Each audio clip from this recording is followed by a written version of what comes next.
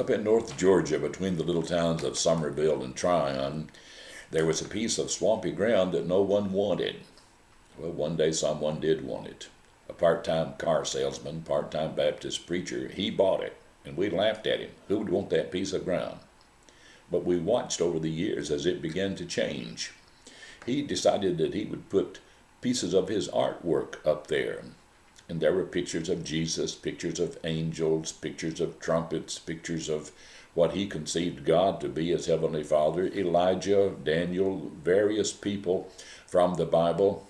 And he put them up there on pieces of wood, tin, broken pottery, whatever happened to be available, but he would paint on them. We laughed at him and ridiculed his work. But then one day someone came along and said, well, that's interesting.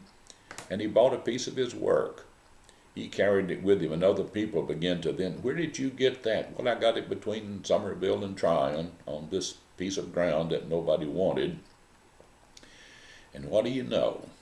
Pretty soon his artwork became known throughout these whole United States. He was invited, this man with less than an 8th grade education, car salesman, Baptist preacher, he was invited to go to some of the most prestigious colleges and universities and lecture on his folk art. But everywhere he went, he would spread the gospel, and he would tell those young fledgling artists about Jesus Christ and about the vision that he had for putting up something there that would attract people and at the same time would be a blessing to the Lord.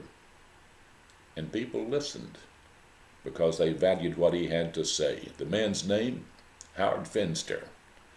He went on to become one of the best-known Georgia folk artists ever to be because he followed the Lord's vision, he followed the Lord's will, and in his simple-minded way, he spread the gospel throughout these whole United States.